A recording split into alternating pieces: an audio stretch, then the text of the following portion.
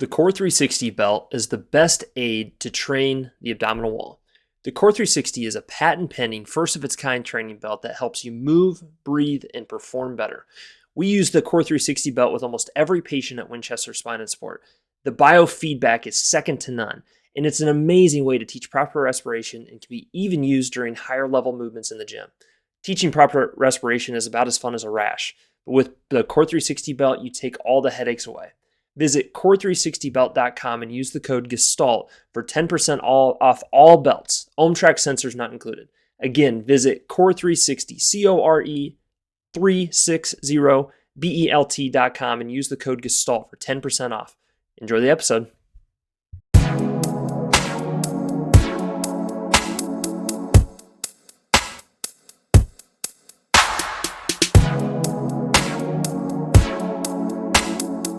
All right, everyone, welcome to another episode of the Gestalt Education Show. Taylor Kramer, Brett Winchester, and we got two special guests today, Brett. So we're starting to kind of recirculate some of our favorite guests. And so we're here in Mesa, Arizona, the Cubs training facility with PJ Mainville, the head trainer for the Chicago Cubs. If you missed his episode earlier in our year, man, it was like one of our first ones. It's kind of crazy to think how far we've come.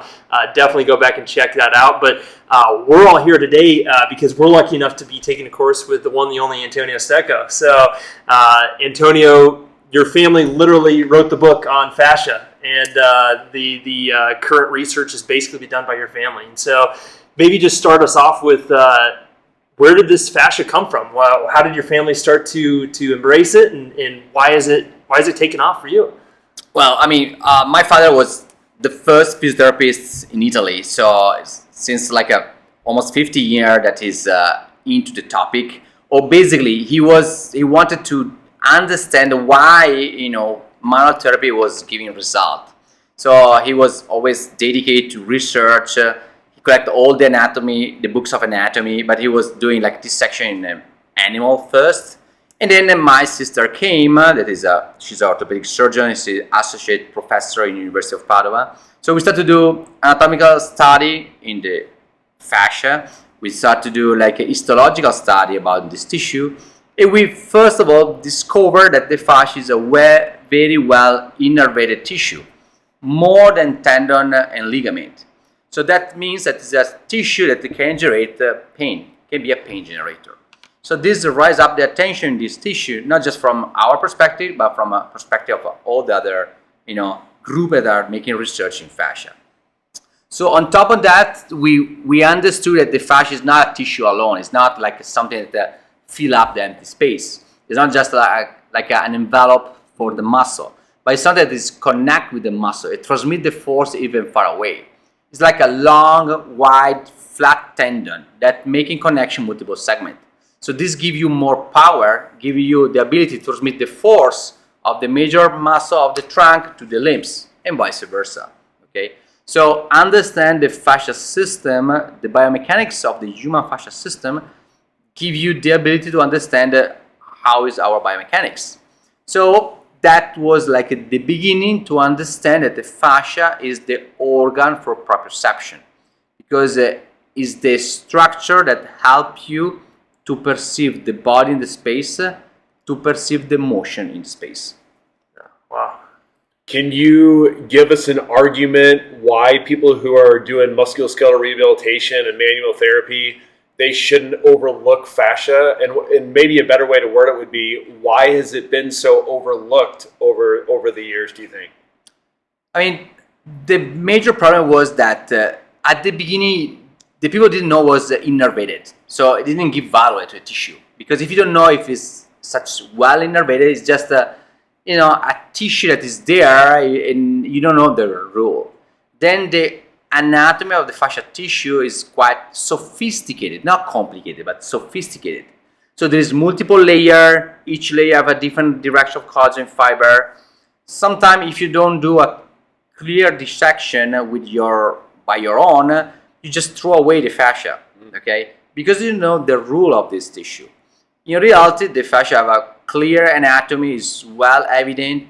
When you do a dissection, you have to face this tissue, because if you want to get to the muscle, you have to before to take it off all the fascia is around. It's present in all the body segment of the body. So basically, all of manual therapies, before to get to the muscle, you treat the fascia. So you cannot treat the muscle without treat the fascia because it's just more superficial. Okay, there's no way you can say I don't treat the fascia. I treat fascia and something else. I treat fascia and muscle, fascia and nerves, fascia and vessel, but you cannot don't treat the fascia. So this is why I say that.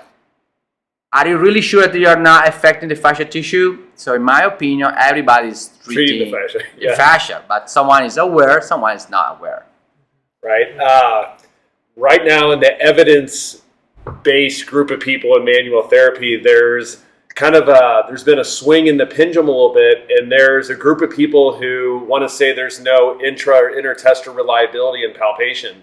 And I think everyone at this table understands the importance of palpation, but can you comment on how you would defend palpation?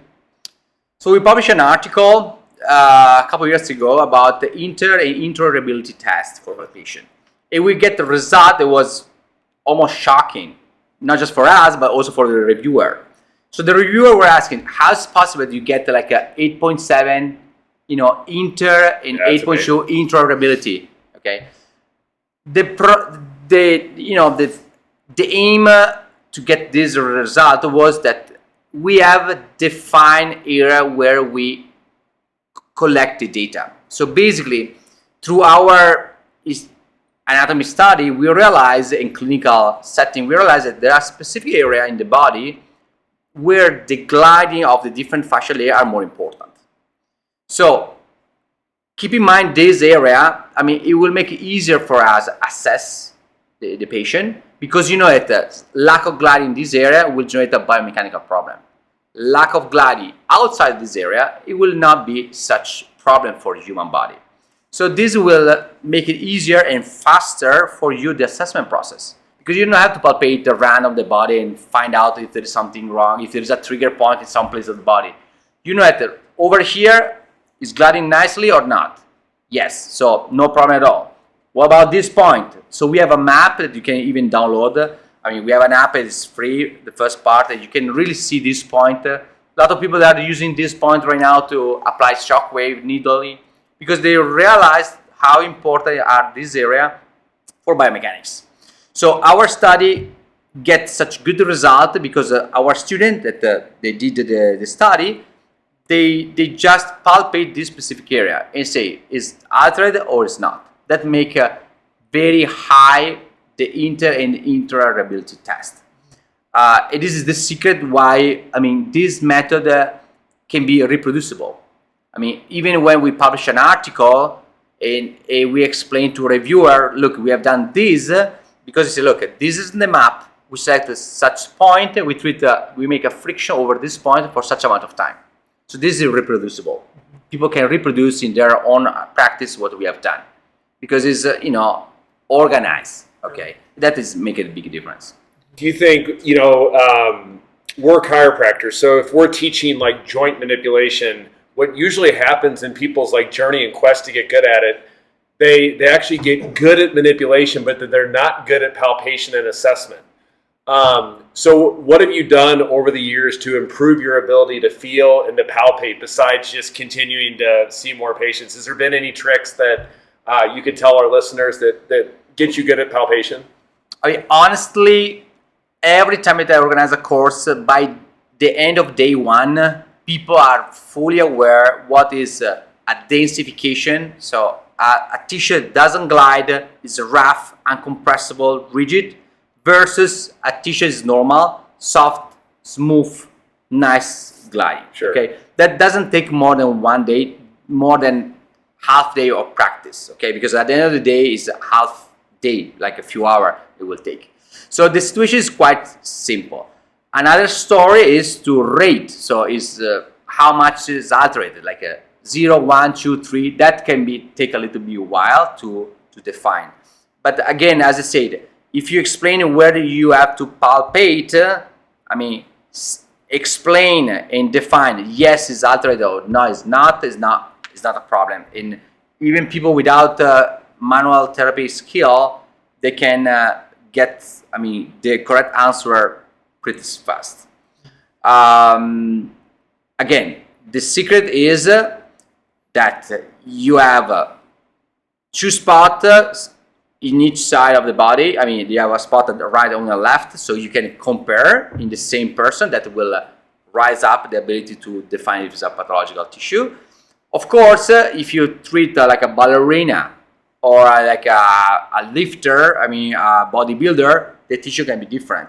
So that can take like a bit of experience, practice, to be able to detect disorder in a hypermobile person versus a football player. Like within any technique, you've created a system that the people that are familiar with your technique know how to go through. And what that basically exposes is the importance at looking at the whole kinetic chain and maybe not getting hung up on like the area of site of pain or complaint. So I think it's easy to say that, but then at the end of the day, a lot of times people aren't very good at actually doing that. The last couple of days, we've learned the importance of the ability to be able to assess and understand that. Could you comment on why it's so important when we're treating the human body to, not just go right to where the site of pain is, and in fact, you often stay away from the site, at least initially, where they're having their symptoms.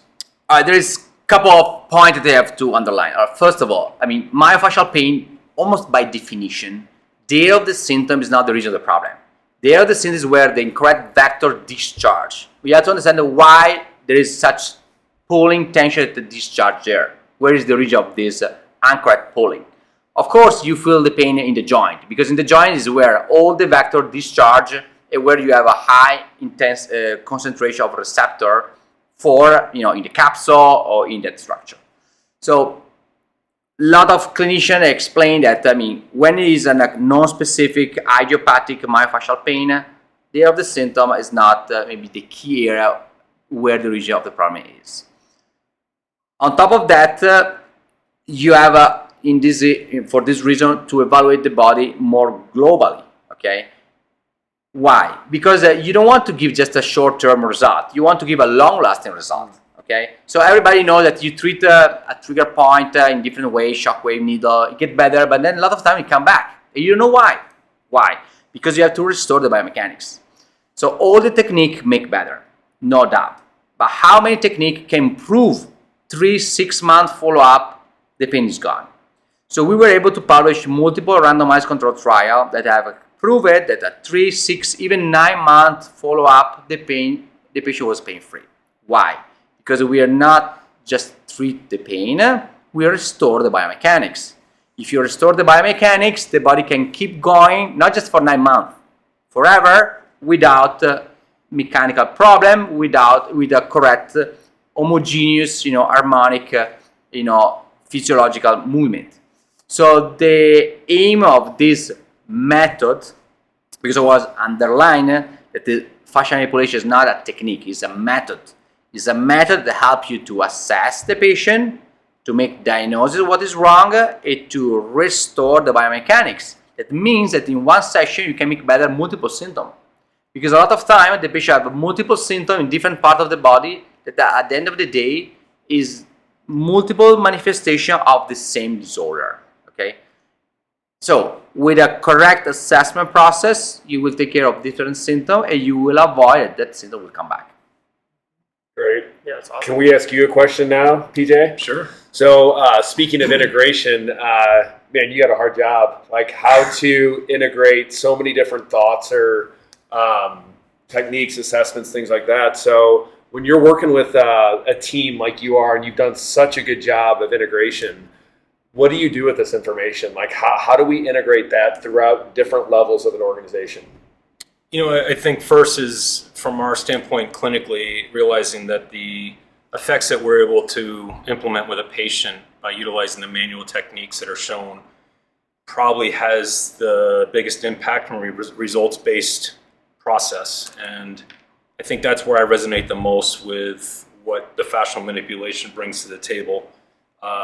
Funny enough is I started looking into the fascial manipulation several years ago, and honestly, it's the only book that I currently travel with.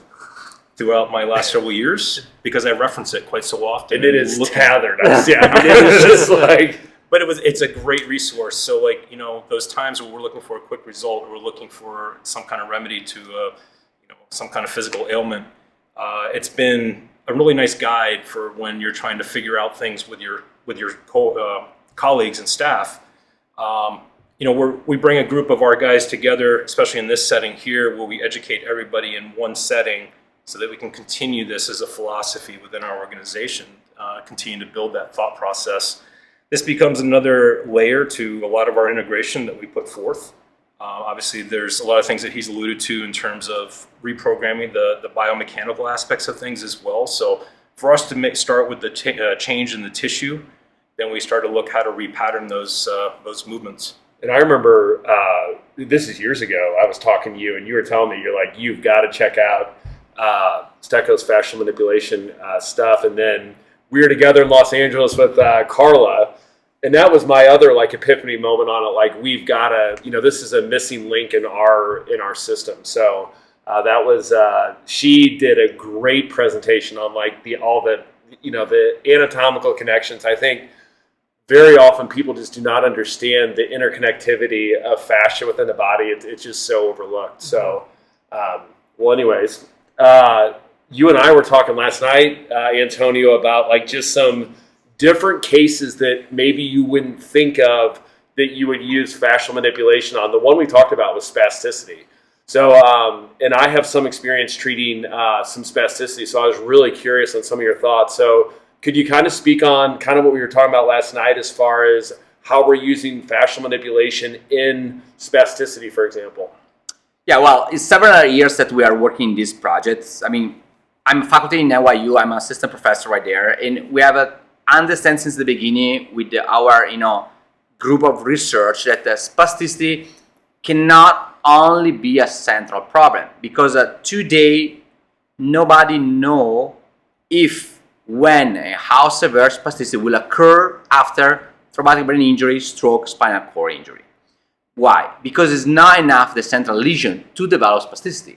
As you know, not all the subjects that have stroke, they get spasticity. As I said, nobody knows when and if it will come. So what we find out, that there is a peripheral component in spasticity. So you have to have a densification in the periphery that will affect the activity of the muscle spindle. So when you have a stroke, you don't have more central inhibition that will reach the spinal cord.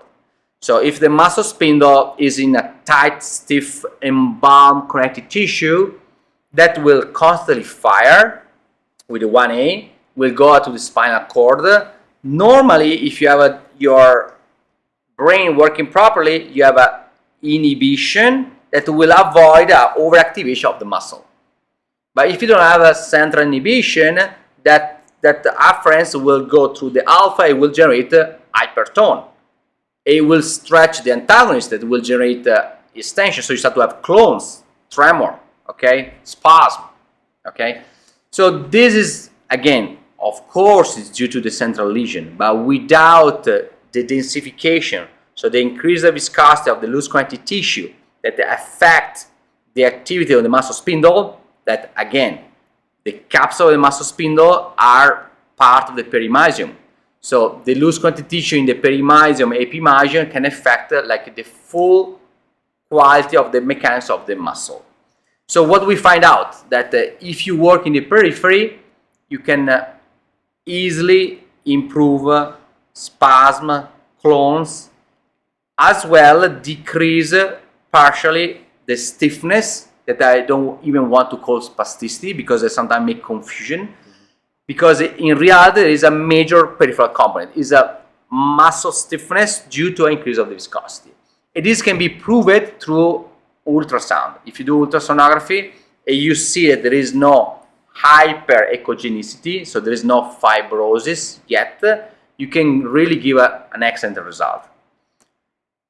If after decades you start to have fibrosis, that is too late to restore. Okay, but the good news is that it takes decades in order to have fibrosis. So you can really take care. You have a therapeutic window pretty wide to take care of this patient. On top of that, in NYU first, now in Johns Hopkins, we applied a medication. The name is hyaluronidase, the enzyme that metabolizes hyaluronic acid, that can break down this high viscous, loose quantity tissue, drainage out, and let the fasciacytes, the cell that we have discovered in the fascia to produce hyaluron, to reproduce the correct quantity and quality to restore the physiology of that area. So we prove with a couple of articles that this injection can make it better. It can even be used in a severe muscle stiffness in general population. Okay. Antonio, the debate rages on in manual therapy whether or not we need to be careful about removing a protective pattern around a joint that maybe is in trouble, maybe post-surgical, that maybe manual therapy perhaps is destabilizing that area. Can you comment on your thoughts on that? Like, is that actually occurring? Is it not something you're worried about? Is it? Right. Okay. So, our body have an amazing capacity of compensation. Sure. Okay. So, you can have a different area alterated, stiffer, and you can still play and have your quality of life perfectly. So you don't have to have a perfect biomechanics in order to have a full quality of life. At the same time, there is a specific group of subjects that they have an alteration in the biomechanics. I'm talking about severe patient with polio, patient with hemiplegia. Okay, in that patient, I will be concerned to treat all the rigidity I find out in his body, because of course, if someone have a polio, it will have a gait that is not physiological. If someone have hemiplegia, it will carry on the pelvic region in a different way. Okay, so that it will be a little bit concern. You have to plan your treatment. From a sport point of view, I will be a little bit concerned to do a massive treatment, for instance, in a tennis player picture, okay, where they develop over time a particular pattern that will make them special, extremely unique, but they push their biomechanics at the limits, because from an anatomical point of view, as you train, you develop your muscle, your brain, but you develop also your fascia system, because you create some reinforcement that can be seen. Okay, when you dissection, we can recognize who have done sport, who are not, because it's a way that the body adjusts to overuse. So the fibroblasts have to put a new collagen fiber in specific paths. So it will be likely that amazing picture have developed a specific fascial reinforcement that reinforce the movement, that specific movement. So, of course, you start to have the patient that is not able to fully extend the elbow. Is not able to have a full extension of the shoulder. So, what to do in this patient?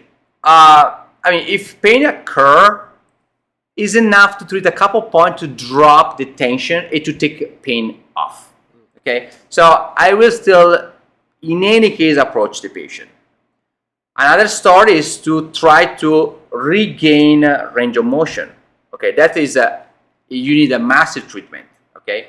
So that it can mess up a little bit the capacity to pitch, to throw as it was used to. So what I'm underlining and try to support and promote is that in sports like tennis, baseball, where you don't have impact, you can really predict how the season can go in a player, because you can do a pre-season evaluation, understand how rigid are the fascial system, understand what is the risk of this subject to maybe face symptom during the season.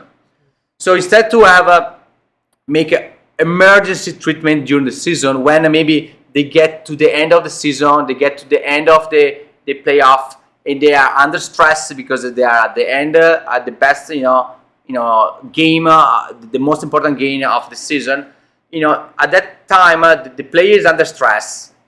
Is all the season that is training hard to get there. So I mean, if you don't had before a good biomechanics, at that level, something will flare up.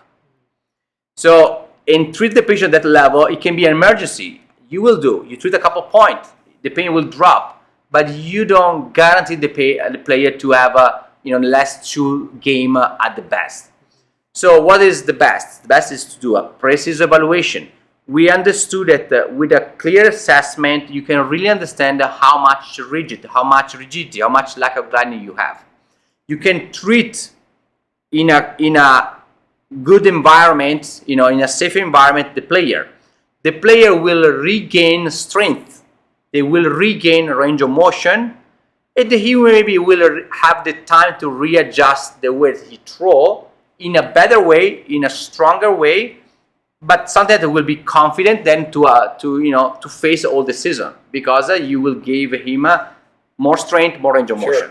So that will be also a way to set up, an environment for him that will allow him to play strong, hard, without face, major or minor injury during the season, because the mechanics will be good. You assess the mechanic was good. You can say, look, I'm pretty sure that the season will go well. If something happen, it will be minor, not major, and we can fix. So don't worry, train as hard as you can. I mean, you are in a good biomechanical model. I want to get your opinion, because when we teach in DNS, like what's going on in the pitching or throwing motion, we basically have disassociation of our rib cage to our pelvis. And we have this anterior oblique sling, of course. So we have internal oblique, rectus abdominis, external oblique, pectoralis majus, serratus. All your textbooks anatomically show us the connections here. So we've always kind of talked about like getting extensibility in this sling is very important. But then the more I'm around you now, the more I'm thinking maybe outside of it just being like a muscular tissue thing and maybe more of a fascial thing. In the example I just gave, do you have anything to offer as far as from a fascial standpoint on what I'm talking about? Yeah, I mean, what I can tell you that I don't know which structure, which part of the body is not active when you throw a ball. Right. All right. Even your toes is part of the gesture. Okay. So if you have an ankle, the hip, the contralateral hip is not working properly, I mean, you're losing ability to extend, to gain, static, elastic energy from your fascial system. So the curve of hysteresis is how much energy you can store in your connective tissue. Okay. In how much energy you can store, how much energy you can get back when you throw. Okay, so if you have a lack of gliding in the opposite thigh, you're losing energy back that you can use for throwing the ball. So again, it seems that this is the part that you have to take care. It's not. You have to care down to all the leg, because when you throw, you try to use the maximum energy that you can store when you extend your body in order to give back. And you see how play. So the leg is part of the game. Okay. So again, it's not a nice sentence. You have to work holistic. You have to give. You are talking about player that they are the best in their game. So you have to make at the best the full sequence. Okay, taking care distal part as well. How do you reconcile that thought where we need extensibility here to wind up the rubber band, etc.? However, we also, you and I had a conversation last night about the importance of like stiffness in fascia. Maybe it's genetic, maybe it's other reasons. So what's your comment on that? I mean, it sounds like it's some of our great athletes sometimes like genetically might have stiffer fascia that can act more like a spring, or what do you think on that? All right, so we don't have to make confusion between a type of connective tissue that can be type 1, type 3, but we have 26 type of connective tissue that give you more a more rigid connective tissue, but doesn't mean that you have less ability to glide. Okay, so of course, a hypermobile person have a more range of motion. Okay, but someone that have a good biomechanics have the range of motion has to be preserved and have the ability to perform properly. So I will not be afraid, to treat and to evaluate, an athlete. Neither because would you I, know yeah. that this range of motion has to be preserved. Sure. That has to be symmetrical, okay? It has to don't generate any kind of symptom, any kind of pulling, okay? If you are hypermobile, if you are stiff, it doesn't matter. Hypermobile will be an exceed amount of range of motion, but whatever player you are facing, you have to have a specific range of motion. You have to have a not exceed amount of tension. The motion has to be harmonic, okay? And so it's all characteristics that you should assess and figure out if are there, okay? Every tissue that you are facing. Again, a very high level athletes will develop some stiffness that still a sort of level will be good, okay? You don't have to take it off. You have just to make sure that the adaptability, the sliding of all the structure that are taking in consideration when he's throwing are at the best, because this guy have developed a lot of reinforcement. So if for some reason some spot get rigid, okay, for him it will become a major problem because you have less capacity of compensate. Right. A normal general person with two spots rigid right here, he will not even perceive. A pitcher with couple of densification right here in the leg, in the abdominal region, it will perceive that I'm not at the best. Right. Okay, so the pitcher will develop a reinforcement of the fascial system that will decrease the ability to compensate. So for this reason, you need really to get the body at the best because he has less ability to compensate. I love it. I love it. A lot of our listeners and the people who follow the podcast, they use trigger points as like an indicator, or as we call it, an audit to come back to kind of check. You were kind of talking about last night about how your latest research on trigger points is basically that it's an aggregation of hyaluronic acid, which is a little bit different than like what Travell and Simmons had originally talked about in that whole model. Could you speak about your latest research on trigger points and what happens when you treat them in your system? Well, it's not my research. If you take a look in literature, majority of the article, like 6-7 articles that have visualized the trigger point with the ultrasound, they find out that the ultrasound show up at the area of the trigger point is a black hole, basically. Black, it's mean hypo, it's mean more fluid. So the question for everybody was, how is possible that an area that is with more fluid is more stiff than the surrounding area? So nobody so far was able to explain that. For our opinion, that area is an over present of hyaluronic acid that self-aggregate, and so it make the extracellular matrix, okay, the lubricant more viscous, like a glue.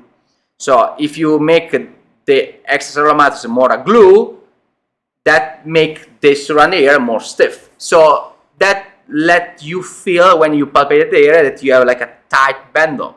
But in reality, the tight bundle that you typically feel like in trapezius or in other pectoral major is what?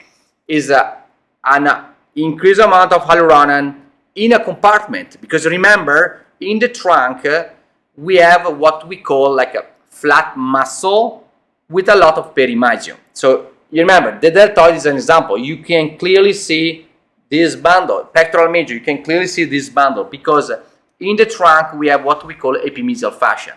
Two layer fuse with the muscle with the perimysium goes side to side, okay? Because you have a flat muscle with a lot of motor units, okay? That are available, they have the ability to contract and generate a lot of motion. So this particular anatomy is different from the fusiform muscle in the limbs. They permit you to have a lot of motion, but at the same time you have a lot of septa, perimysium, that divide the muscle in compartment. So this compartment, if the fascia becomes stiff, the liquid cannot get out and not get in. So if you start to have an overproduction of hyaluronan, you have a retention of hyaluronan start to aggregate, So in one spot, in one compartment, you start to have an exceed amount of hyaluron, start to aggregate. So at the end of the day, you start to feel a tight bundle. Okay, this tight bundle at the end of the day is like a micro compartment syndrome. So its fluid is not able to get out, and so it starts to aggregate. So this is my opinion, is the explanation of the trigger point. That is basically is a micro compartment syndrome where you have an aggregation of hyaluron because you have a retention of hyaluron. Okay, that is the beginning of a major problem that can occur later on, because as we know, the spreading pain sometimes is very difficult to explain from neurological point of view, because someone you push a trigger point, someone radiated in the neck, someone radiated in the shoulder, someone radiates. So how is it possible that each of us have a different radiation when the nerves are always the same? The problem is that each of us have a different compensation.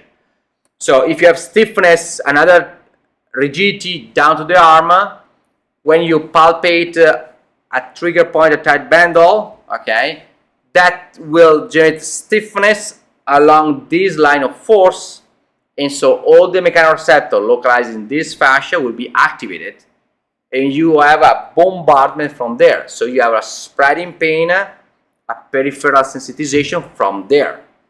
Or if someone have a previous neck pain, you palpate the same trigger point, it will radiate up to the neck because it will generate a line of force all over this fascia.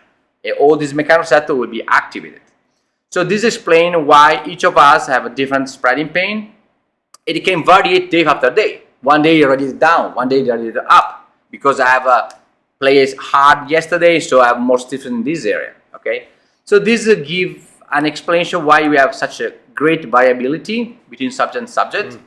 But with a clear assessment process, you can decide and define what is wrong, and you can approach properly. Remember that it's not enough to treat the symptom, because if you resolve a trigger point, doesn't mean that it's come back.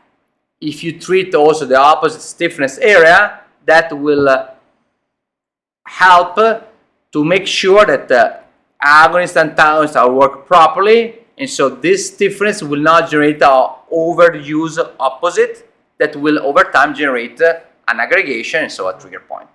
So this is why sometimes trigger point come back. In reality, you can really fix the problem. How much in agreement are you with Travell and Simmons' work? Like, do you agree with their referral map? Have you noticed like your own trends, or what would you say to that? Because you honestly haven't referenced Travell and Simmons one time in 2 days. So I'm assuming you're thinking a little bit differently about the referrals maybe than... Well, referral that you see in the books of Travell and Simmons are matching pretty well. I mean, the referral that you will see most of the time, but it's not always. Right. Okay? So, I mean, if it's not always, there's a lot of big question mark. Okay? So should I keep as a rule, or should I keep as a possibility? Unfortunately, if you have to guarantee the result of the patient. You cannot say, I mean, sometimes it's delirious. The patient comes in and says, look, you have 80% of the time, you will be better. 20%, it's not my fault, it's your fault because you fit there. I say, sorry, man. I mean, I'm the doctor, I'm the specialist. Why I should say like it's fault if 20% of the time is not get better? So I have to guarantee the patient that he will get out from this room without a symptom. Okay, it's my responsibility. Okay, so each one can compensate in a different way. Each one have a different history. Okay, so I have to understand the history of the patient, the previous issue, the overuse that he's doing. And only in that way I can understand why this symptom is spreading there, why there is this compensation. So each patient, they have to customize the treatment in relation of the previous history. So for this reason, fascial manipulation is not a technique, it's a method. And we say, look, you can treat the patient as you like. We don't care if you use the knuckle, the elbow, the shock wave, the needle. We don't care. You have to understand which combination point has to be treated. As I said, we teach in China, they use needling, aggressive needling over our point, assessing as we teach, and they have great result. In Germany, we teach shock wave, focal shock wave just for medical doctor. They assess as we teach, and they apply shock wave focal over our point, they have great result. Not like a 30% of the time, like a shockwave normally gives. 100% of the time, they give result right away, okay? Because again, it's more important where you treat it, how you treat, okay? You can use a tool over the point. We don't really care. Make sure that the distribution is gone, and make sure that the pattern of point is customized for that specific symptom, for that specific patient. Yeah, but for the record, we haven't used a tool yet in the last 2 days. I'm wondering too, do you feel there's an importance of not using tools in your ability to feel, and maybe the history that's built into your ability to feel things? Is that one of the reasons also why you're not, I know you're not anti-tool, but you're not, it doesn't sound like you use tools. I mean, you can have advantage, disadvantage. So someone have a lot of experience with tool, so they can really feel what's going on. So if you can really feel what's going on through the tool, great. I mean, why not? You can use that. As far you don't bruise the skin, okay, and you get to the targets, okay. So I mean, I know that there are people that are familiar with the tool, so why not? Of course, the advantage to use the tool or use your hand that you have a constant feedback. So you know when the rigidity is there, and you know when the rigidity is gone. So you treat and you perceive, you have the feedback instantaneously. People ask me, what about if I use a vibrator? Okay, if I use a gun, if I use something, okay. The problem is that you have to constantly go back and forward, like with shockwave. You have to use a shockwave, repalpate, go ahead, and maybe you miss the point. So that is maybe the disadvantage to use an external device to treat the point. But again, we're not against. The most important is the way that you assess and the combination of point that you customize for each single patient. We can't just hypervolt everything. So what do you think about, and this comes up in every podcast we do, which is the new term is nociplastic, but the old term central sensitization. So, you know, there's a group in the world right now that's telling us that, you know, everything is central nervous system. Just forget about what's going on in the periphery. And I know you're going to disagree with that, but I think we all know that there's a patient that, you know, is in that classification that requires a different treatment. Do you feel like the pendulum maybe has swung maybe a little far right now in the world of manual therapy as far as central sensitization? All right, so I mean, there is different step. Okay, so I mean, there is clear patients that are sensitized. Okay, they have decreased threshold of pain, general pain, but this will not occur overnight. Okay, you don't have fibromyalgia, you don't have a complex pain overnight.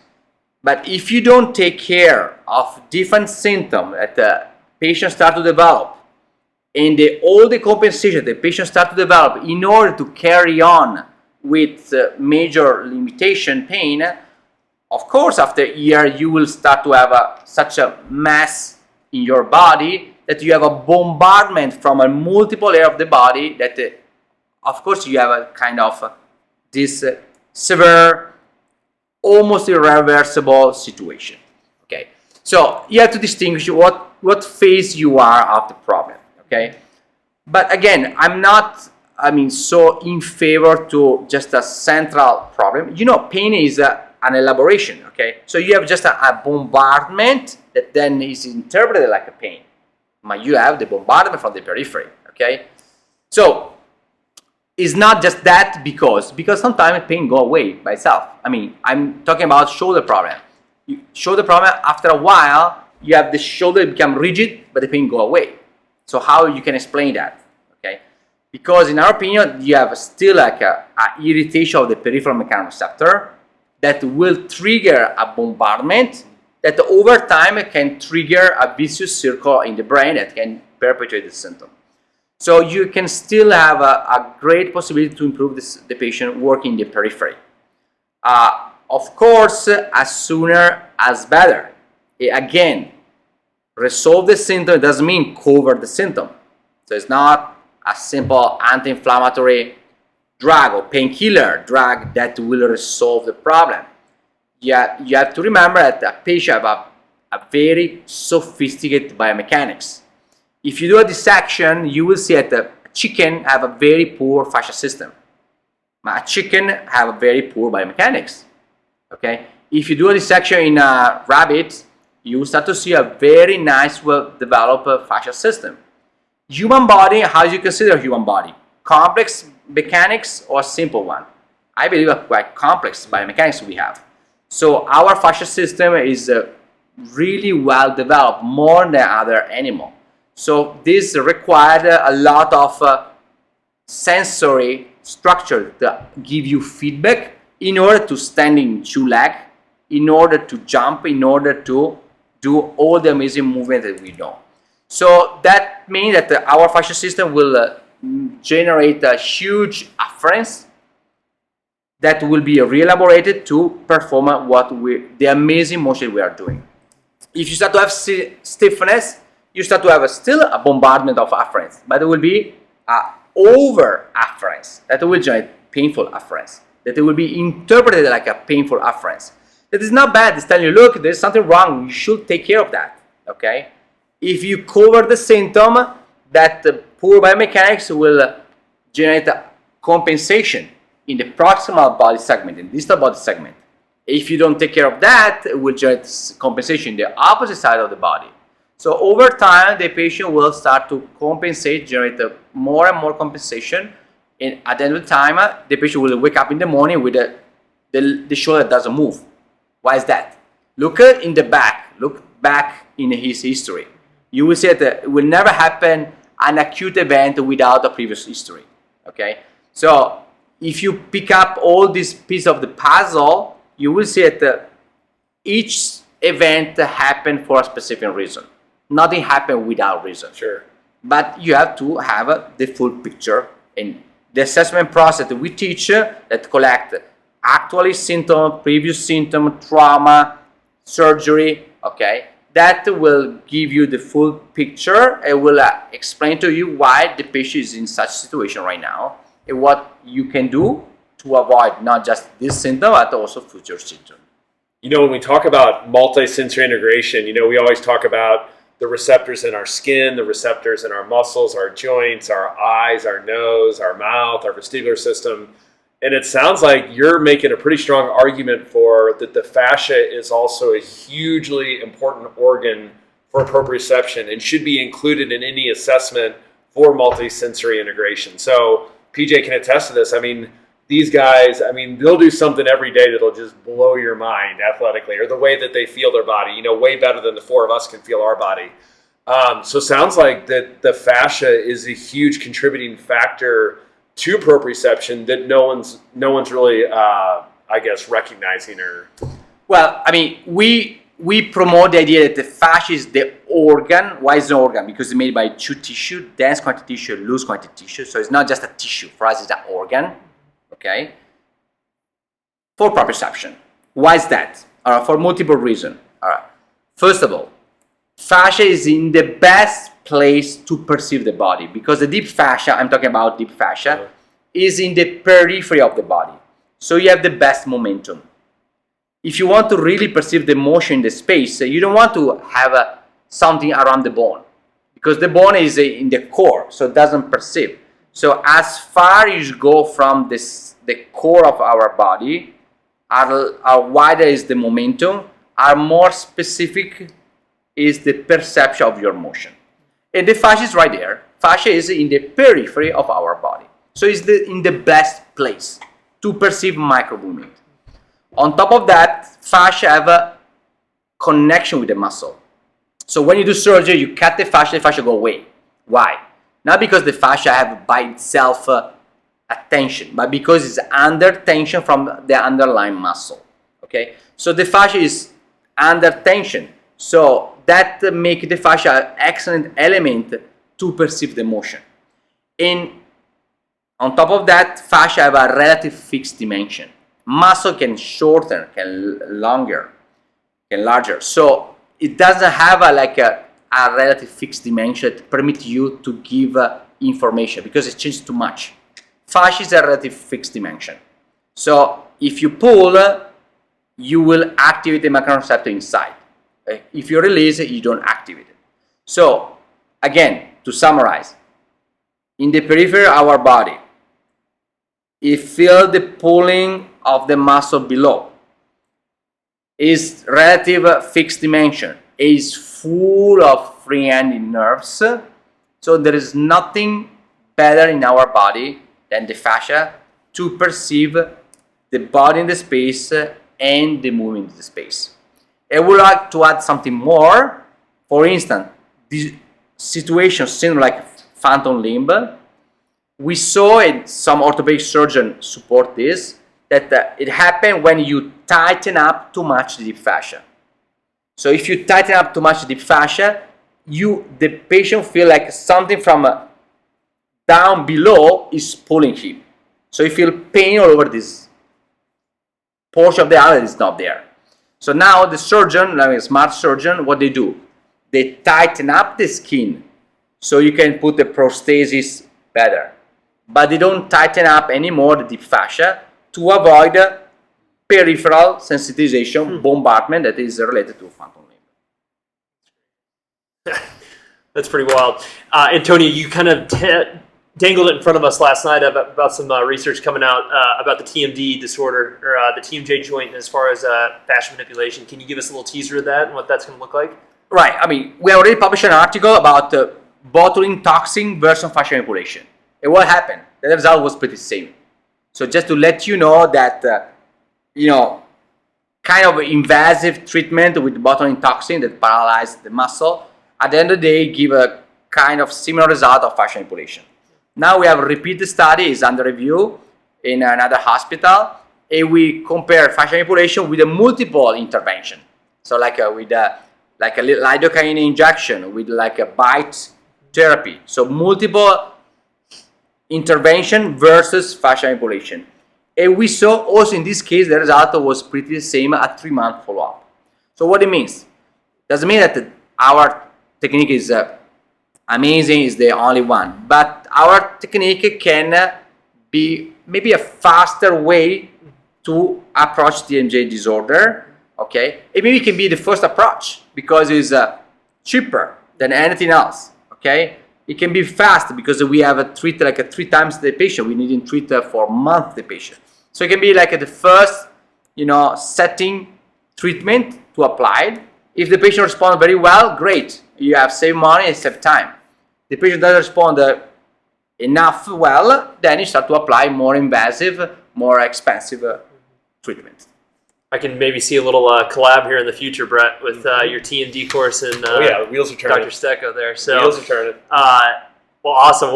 We hit our mark, so we're just barely under an hour, Brett. So if we cut it now, we might. I just got okay, Antonio. I'm going to ask you a question, and you can only answer with one word. Okay. Wow. You're requiring treatment. Are you going to get? Would you rather get treatment from Carla or your dad?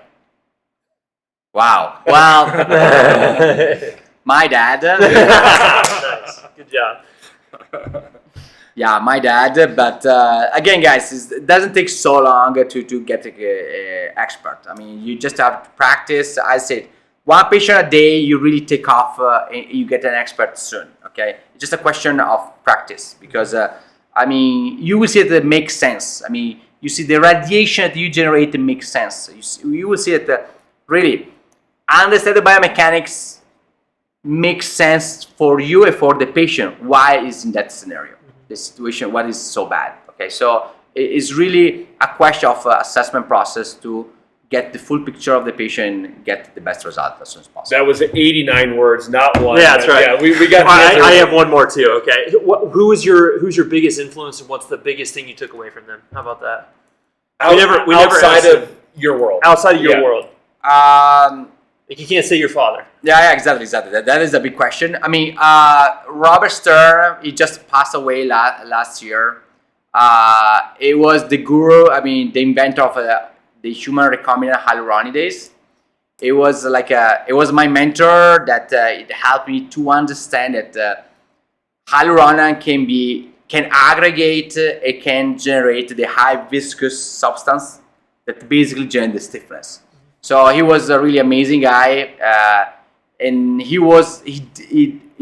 gave for free his invention, like his human recombinant hyaluronidase, to the university, and from there they built up a huge, giant pharma company that they now produce this the drug. So he was a really amazing guy, and I'm sad that he passed away. As well, Tom Finlay, he was my first mentor. That he was like the founder of the Fascia Congress. He passed away as well last year, and he was the one that helped me to bring this information to US at the beginning. Love it. All right, well, PJ, thanks for having us, man. Great facility. We're here in the sun in Arizona. It wasn't sunny last week, but it's sunny this week, so that's a good thing, right? And then, Antonio, it's been a pleasure to meet you. Thank you for teaching us. We can't wait to bring this course elsewhere and to keep exposing it to our people. And there's definitely something here. Brett and we've been having a lot of good conversations, and we can't wait to start implementing this and seeing where it fits into our model and how to utilize it more. So, and I thank PJ for getting me excited about it. That's right. And then, wow, what an awesome facility here. So Yeah. thank you for hosting the course. So. It pains me to say it, but go Cubs. I can't say that. I love it. All right, guys. Well, pick up Antonio's book or the fascia manipulation books and start exploring it. To find more about them, fasciamanipulation-stecco.com. We'll put in the show notes, and then be looking out because I'm sure that we'll be hosting courses because I can't wait to take it again. So beautiful. Well, thanks, guys. Thanks for Yeah, having me. you are. Yes, awesome. Yep. All right, guys. Have a great day. Good luck with patients. All right. I hope you enjoyed this episode of the Gestalt Education Show. If you liked it, share it, subscribe to it, send it to your friends, send it to someone that needs to hear this message. We really want everyone to be able to tune in and get the best clinical advice that they can, which we're hoping that we're giving to you with these special guests. So if you have any questions, please feel free to reach out to us, or if you have any suggestions on upcoming conversations, let us know. For a list of our upcoming courses, we're adding them all the dang time. So go to gestaltedu.com, click on courses, and they'll all be right there for you. All right, have a good day.